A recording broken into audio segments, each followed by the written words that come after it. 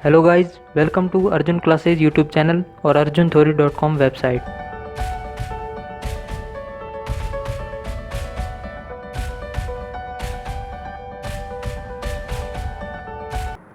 चलिए शुरू करते हैं आज की क्लास। तो आज की क्लास में अपन पढ़ेंगे क्लास 12th फिजिक्स के चैप्टर स्थिर विद्युत विभव यानी इलेक्ट्रोस्टैटिक पोटेंशियल का पार्ट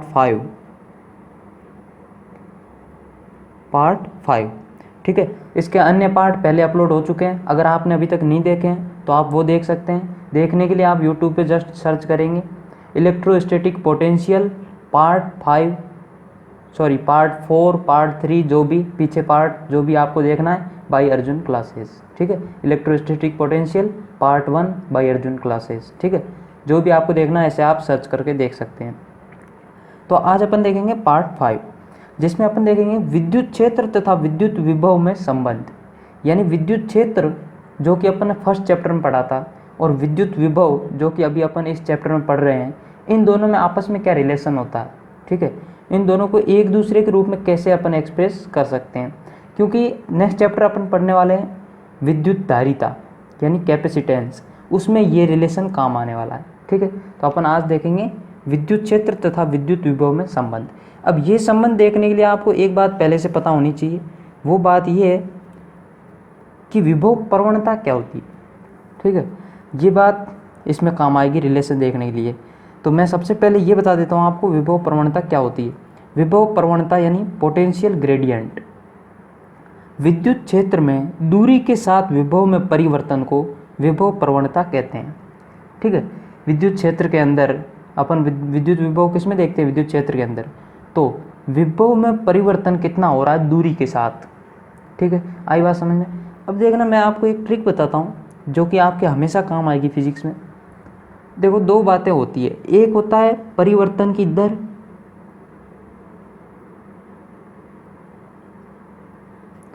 परिवर्तन की दर,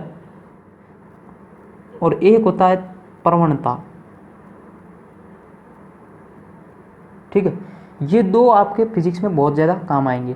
परिवर्तन की दर को अपन देखते हैं, किसी भी क्वांटिटी की परिवर्तन की दर को अपन देखते हैं टाइम के रेस्पेक्ट में, यानी समय के साथ वो कितनी परिवर्तित हो रही है। ठीक है, जैसे आपने त्वरण देखा होगा, एग्जाम्पल त्वरण। त्वरण क्या होता, वेग में परिवर्तन की दर, यानी कि वेग में कितना परिवर्तन होगा समय के कितने परिवर्तन होने पे। ठीक है, तो इसको अपन बोलते हैं वेग में परिवर्तन की दर, यानी कि इसमें परिवर्तन की दर वर्ड यूज हो रहा है, यानी कि बट्टा आएगा delta T.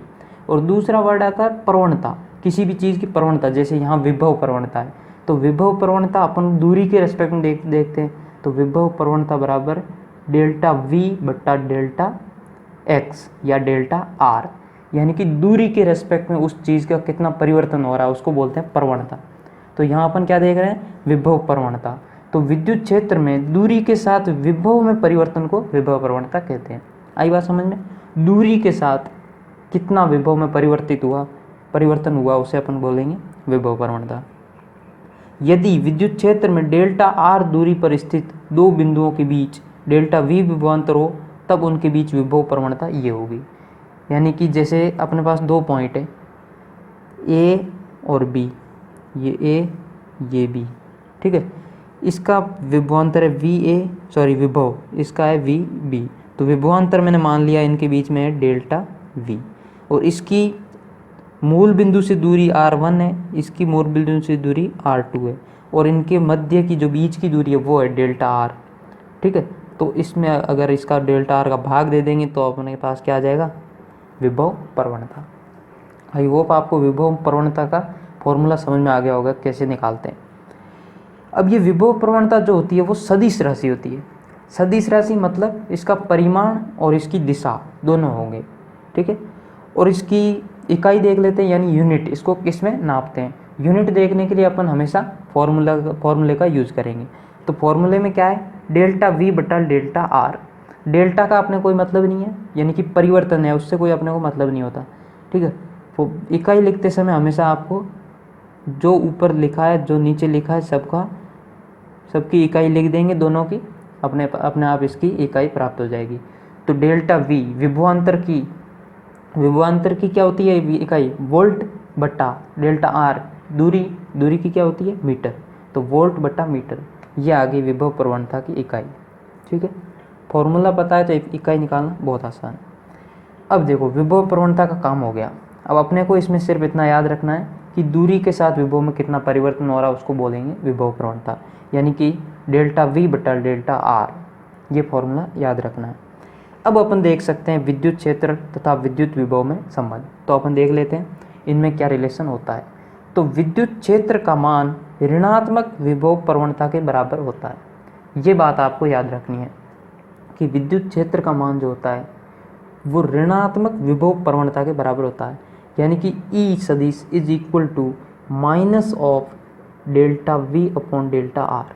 Delta we upon delta R अपन ने देखा विभव प्रवणता होती है, और जो विद्युत क्षेत्र होता है वो इसके माइनस के बराबर होता है, minus of delta we upon delta are. अब ये फॉर्मूला अपन जब तब यूज़ लेंगे जब अपने पास एक चर होगा, यानी कि एक चर मतलब क्या होता है? जैसे अपने पास कोई समीकरण है, जैसे मैं लूँ y is equal to x square plus 2x plus 1, ऐसा कोई समीकरण है, तो इसको अपन बोलेंगे एक चर का समीकरण, क्योंकि इसमें समीकरण में हम सिर्फ x ही आ रहा है। ठीक है, यानी कि इसमें चर मतलब वेरिएबल सिर्फ एक x ही है। तो ऐसी स्थिति में अपन यहाँ हमेशा ये फॉर्मूला यूज लेंगे। और जब अपने पास दो चर हो तो अपन क्या करेंगे? पार्शियल डेरिवेटिव, पार्शियल मतलब आंशिक अवकलन। फॉर्मूला तो वही रहेगा, v में परिवर्तन बटा r में परिवर्तन, लेकिन यहाँ d की जगह ये पार्शियल का साइन आएगा। पार्शियल मतलब आंशिक। ठीक है, इसमें अपने पास समीकरण कैसा होता है? जैसे ये y है या z समझ लो, z is equal to x y plus x square y, ऐसा। ठीक है, x और y दो, तो अपन क्या है अवकलन करते टाइम किसी एक के रेस्पेक्ट में अवकलन कर सकते हैं, लेकिन यहाँ दो है तो अपने को क्या करना पड़ेगा? पार्शियल या आंशिक अवकलन। ठीक है, तो ये फॉर्मूला अपन तब यूज़ लेंगे जब अपने पास दो चर हो, ये लेंगे जब अपने पास एक चर हो। ठीक है, तो ये हो गई, ये फॉर्मूला अपन यूज़ लेंगे इस चैप्टर के न्यूमेरिकल सॉल्व करने के लिए। लेकिन जो नेक्स्ट चैप्टर में अपन यूज़ लेंगे वो लेंगे ये जो नॉर्मल फार्मूला है, basic formula, v is equal to E into R. ठीक है, जैसे इस डेल्टा आर को मैं इधर भेज दूँ तो उधर क्या बच जाएगा? v, और इधर e और डेल्टा आर यानी r। ठीक है, तो यहाँ v is equal to E into R, ये आपको याद रखना है नेक्स्ट चैप्टर के लिए। नेक्स्ट चैप्टर में ये फार्मूला बहुत बार यूज आएगा।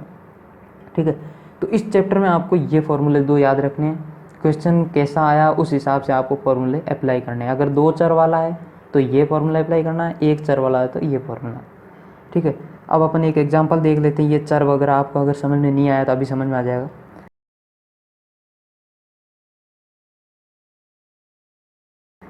देखो एग्जाम्पल है, स्थिर विद्युत क्षेत्र ई सदिश इज इक्वल टू, ये इतना है, जहाँ ए एक नियतांक है, ये ए जो है बीच में ये एक नियतांक यानी कांस्टेंट है। तो विभव का फलन ज्ञात करो, यानी कि ई सदिश का फलन अपने पास है और वी का फलन अपने को पूछा है। तो अपने को पता है कि ये रिलेशन अपने को पता है ई और वी में, तो ये फॉर्मूला या ये फॉर्मूला अपन इन दोनों में से कोई एक यूज़ करेंगे रिलेशन से। ठीक है, विभव निकालने के लिए। तो अब अपन देख रहे हैं ये फॉर्मूला अपन कब यूज़ करते हैं? जब अपने पास एक चर हो। ये कब करते हैं? जब अपने पास दो चर हो।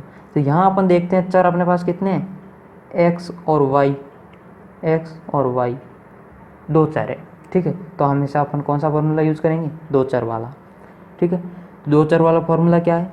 ई सदिश is equal to minus of विभव प्रवणता, यानी कि अपन क्या कह सकते हैं? ई सदिश is equal to minus of partial derivative of v with respect to r।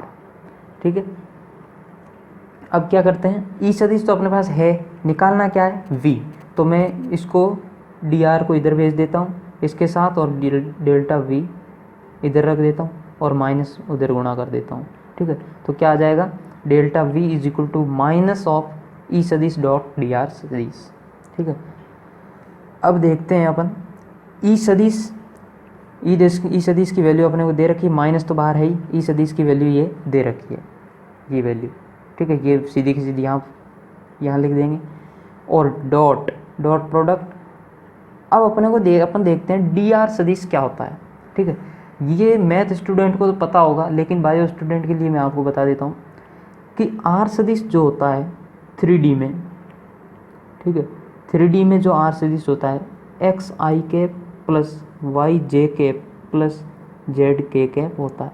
लेकिन यहाँ अपने को पता है, जो अपने को ई सदिश दे रखा है, तो यहाँ से अपने को दिख रहा है कि यहाँ आई कैप और जे कैप दो डायरेक्शन में ही बात हो रही है, तो अपन जेड कैप को हटा सकते हैं, जेड के कैप को हटा सकते हैं, x i cap plus Y j cap, ये होता है आर सदिश। लेकिन अपने को क्या लेना है, डी आर सदिश, यानी कि इनका एक छोटा भाग के लिए, तो डी आर सदिश is equal to d x i cap plus d y j cap, यहाँ आगे अपन डी लगा देंगे, डी का मतलब एक छोटा पार्ट के लिए, ठीक है। तो डी आर सदिश का मतलब होता है ये D x i cap plus d y j cap, तो ये रख देंगे अपन इसकी जगह, dot product D x i cap plus d y j cap. अब अपने को अब ये एक फिर नई बात आने वाली है बायो स्टूडेंट के लिए, लेकिन मैथ स्टूडेंट को तो ये बात पता होती है। वो बात ये है कि हमेशा आई कैप डॉट आई कैप 1 होता है, ठीक है, जे कैप डॉट जे कैप 1 होता है, लेकिन आई कैप डॉट जे कैप 0 होता है, ठीक है। आई बात समझ में, आई कैप डॉट आई कैप हमेशा 1 होता है, यानी कि सेम का अदिश गुणन 1 होता है, लेकिन दो परपेंडिकुलर का अदिश गुणन 0 होता है, ठीक है। तो अपन यहाँ क्या करेंगे, इसका इसके साथ गुणा करेंगे, डॉट प्रोडक्ट, यानी कि डी एक्स का इसके साथ, आई कैप का आई कैप के साथ, तो ये हो जाएगा 1, माइनस तो बाहर था ही, ये हो जाएगा आई कैप 1 हो जाएगा, बाकी ये दोनों गुणा हो जाएंगे, 2axy और ये dx, और माइनस, ये माइनस जो बाहर था वो अंदर गुणा कर लिया मैंने, और जे कैप का जे कैप गुणा हो जाएगा, ये dy इधर गुणा हो जाएगा इसके साथ, और आई कैप गुणा आई कैप 1 हो जाएगा, और जो इसका इसके साथ और इसका मतलब जो जेड और जे और आई का जो गुणा होगा वो हो जाएगा 0। तो फाइनली अपने पास सिर्फ ये दो चीज़ें बच जाएगी। अब अपन क्या कर लेते हैं, क्योंकि अपने पास क्या है, इन सब में dx और dy ये आ रहा है, एक छोटे पार्ट के लिए आ रहा है, अपने को पूरे विभव का फलन ज्ञात करना है। तो अपन क्या कर लेंगे, एक छोटे पार्ट के लिए ये फलन अपने पास है, पूरे पार्ट के लिए निकालना है, तो अपन क्या कर लेंगे, इसका समाकलन कर लेंगे, ठीक है। तो समीकरण 1 का समाकलन जो अभी अपने पास आया वो मैंने नाम दे दिया था समीकरण 1, ठीक है, ये समीकरण 1, इसका अपन क्या कर देते हैं, समाकलन। तो समाकलन delta v is equal to, इसका भी अपन समाकलन लिख देते हैं, ठीक है। समाकलन, ये जो फलन था इसका समाकलन और इसका समाकलन, तीनों का अलग अलग समाकलन कर दिया, ठीक है।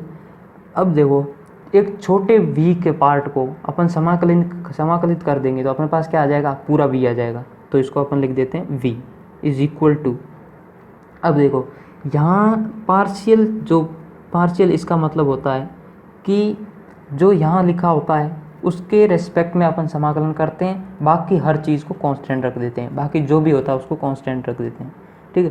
तो यहाँ x के रेस्पेक्ट में कर रहे हैं, तो y और a तो कांस्टेंट है ही दे रखा क्वेश्चन में, और y को भी अपन यहाँ कांस्टेंट रखेंगे, तो माइनस तो बाहर था ही, 2a और y ये कांस्टेंट आ जाए, और x जो ये है इसका समाकलन होगा x²/2, क्योंकि समाकलन जो x की पावर n का होता है वो होता है x की power n plus 1 upon n plus 1, तो यहाँ x की पावर 1 है, तो इसका हो जाएगा x की पावर 1 प्लस 1 अपॉन n, मतलब 1 प्लस 1, तो x²/2, ठीक है। तो ये इसका आ गया समाकलन, ये तो कांस्टेंट था ही, x²/2, फिर माइनस, अब यहाँ किसके रेस्पेक्ट में कर रहे हैं, y के रेस्पेक्ट में, ठीक है। तो बाकी x वगैरह सब कांस्टेंट, तो इसको मैं अलग अलग कर देता हूँ क्योंकि यहाँ माइनस है, तो ax² कांस्टेंट, और y क्योंकि साथ में 1 अपन लिख सकते हैं, 1 का समाकलन y प्लस ये y³ plus 3, sorry Y cube by 3। अब ये वाई स्क्वायर है, वाई स्क्वायर का वाई के रेस्पेक्ट में Y cube by 3 plus C. ये सी कहाँ से आया? सी होता है एक कांस्टेंट कोई, ठीक है। अब ये तो इसको सॉल्व करेंगे तो अपने पास फाइनली आ जाएगा v का फलन, ठीक है। अब ये उन स्टूडेंट को बोरिंग लगा होगा जिनको बेसिक बातें पता नहीं थी मैथ की, ठीक है। तो आई होप आपको बेसिक बातें पता थी। अगर आपको बेसिक बातें पता थी तो मेरे को बताने की भी ज़रूरत नहीं थी, मेरे को सीधा फॉर्मूला बताना था, आप आसानी से कर सकते थे, ठीक है। और अगर नहीं भी आपको पता थी तो आई होप आपको अब समझ में आ गया होगा। एक और एग्जांपल देखते हैं, ये थोड़ा उससे ईजी है क्योंकि उसमें खूब सारी बेसिक बातें आ गई थी मैथ की, जो कि बायो स्टूडेंट के लिए थोड़ा हो सकता है टफ, ठीक है। तो एग्जांपल है, निर्वात में किसी बिंदु x y z पर विभव, यानी कि निर्वात में कोई पॉइंट अपने को दे रखा है जिस पर विभव का फलन ये है 2x² वोल्ट। बिंदु 102 पर विद्युत क्षेत्र की तीव्रता का मान ज्ञात कीजिए, ठीक है।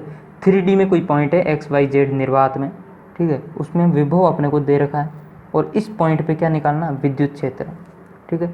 अब यहाँ अपन देखते हैं कि अपने पास ये 3D में बात कर रहे हैं, 3D में बात कर रहे हैं मतलब इसमें वेरिएबल x y और z तीनों हैं, ठीक है।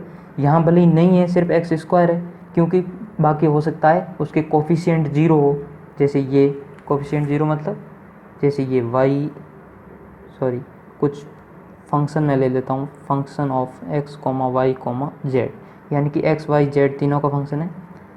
ये 2x² plus 0 into x y plus 0 into x² y z, ऐसा कुछ, ठीक है। यानी कि इसमें x y और x² y z, जो भी x y z तीनों है, लेकिन उनके हो सकता है कोफिशिएंट 0 हो, इसलिए यहाँ सिर्फ x² ही दिख रहा है, ठीक है। यानी कि v is equal to 2x², ठीक है। तो इसका मतलब ये नहीं है कि अपन फॉर्मूला कौन सा यूज़ लेंगे, एक चर वाला, नहीं, क्योंकि यहाँ अपने को पहले दिखा दिया इसने 3D में है, ठीक है। तो अपन कौन सा फॉर्मूला यूज़ लेंगे? ये वाला, ठीक है, पार्शियल वाला, ठीक है। तो अपने को निकालना विद्युत क्षेत्र और विद्युत विभव दे रखा है, तो कौन सा फॉर्मूला यूज़ लेंगे? ये बात समझ में आ गई, क्योंकि यहाँ 3D है, ठीक है। तो Ex is equal to minus delta V by delta X, यानी partial derivative of v with respect to x। ये अपन देखेंगे x घटक के लिए, क्योंकि यहाँ 3D में है, यानी x में भी होगा, y में भी होगा, z में भी होगा, तो सब अपने को तीनों के लिए अलग अलग निकालना होगा, ठीक है। तो Ex is equal to minus delta we upon delta x, तो इसकी जगह अपन v की जगह वैल्यू रख देते हैं 2x², तो माइनस डेल्टा ऑफ मतलब partial derivative of 2x² with respect to x। अब इसका क्या होगा? अवकलन क्या होता है जी? सीधा x² है, 2 आगे कॉमन आ जाएगा, ठीक है, और एक घात कम हो जाएगी, तो ये आ जाएगा -4x वोल्ट। और विद्युत क्षेत्र की तीव्रता y घटक में क्या करेंगे? इसका v का अवकलन करेंगे विथ रेस्पेक्ट टू y। तो अपने को पता, पार्शियल अवकलन अपन करते हैं जब पार्शियल डेरिवेटिव y के रेस्पेक्ट में, तो x और z कांस्टेंट होता है, ठीक है। तो यहाँ x है तो ये कांस्टेंट है, और कांस्टेंट का अवकलन हमेशा 0 होता है, तो ये आ जाएगा 0 वोल्ट। वैसे ही विद्युत क्षेत्र की तीव्रता z घटक z के रेस्पेक्ट में v का अवकलन करेंगे, पार्शियल डेरिवेटिव, ठीक है। तो minus derivative of 2x² by z। अब यहाँ z के रेस्पेक्ट में कर रहे हैं तो x और y दोनों कांस्टेंट है, यहाँ x है तो कांस्टेंट का अवकलन 0, तो ये 0। अब ये आ गए x y z पे विद्युत क्षेत्र के घटक, यानी x पे x डायरेक्शन में ये होगा विद्युत क्षेत्र, y में ये होगा, z में ये होगा, ठीक है। लेकिन अपने को पूछा है इस पॉइंट पे, ठीक है। तो पॉइंट के लिए हमेशा जब भी जिस पॉइंट पे पूछे तो आपको x y z के लिए निकाल के फिर लास्ट में उस पॉइंट की वैल्यू रख देनी है, x की वैल्यू ये रख देनी, y की वैल्यू ये रख देनी, z की वैल्यू ये रख देनी, ठीक है। तो यहाँ अपने पास क्या है? Ex क्या था? -4x, तो Ex -4x था, तो x की वैल्यू यहाँ कितनी है? 1, ठीक है। निर्देशांक में x की वैल्यू 1 है, तो x की वैल्यू 1 रखेंगे तो Ex आ जाएगा -4 वोल्ट, यानी कि x डायरेक्शन में जो विद्युत क्षेत्र है वो है -4, बाकी में तो 0 है ही, तो इसमें वैल्यू रखने की ज़रूरत नहीं है, y और z में 0 0, ठीक है। तो आई होप आपको आज का लेक्चर समझ में आया होगा, ठीक है। तो अभी तक इस वीडियो को आपने अगर लाइक या शेयर नहीं किया तो लाइक भी कर दीजिए, शेयर भी कर दीजिए, और इस चैनल को सब्सक्राइब करना ना भूलें, क्योंकि इसमें फिजिक्स, केमिस्ट्री और मैथ्स से रिलेटेड वीडियोज़ अपलोड होते रहते हैं, ठीक है। और अभी आपको अगर ये नोट्स चाहिए, प्रॉपर ढंग से लिखे हुए नोट्स चाहिए, तो डिस्क्रिप्शन में लिंक दिया हुआ है, वहाँ से आप ले सकते हैं, ठीक है। अगर आप वहाँ से नहीं खरीद रहे, वहाँ से आप खरीद सकते हैं। अगर आप नहीं खरीद रहे तो आप फ्री में पढ़ना चाहते हैं तो आप इस वेबसाइट पे विजिट करें www.arjunthori.com, यानी कि arjunthori.com। इस वेबसाइट पे आपको फ्री में भी मिल जाएंगे, ठीक है। Thank you, thanks for watching.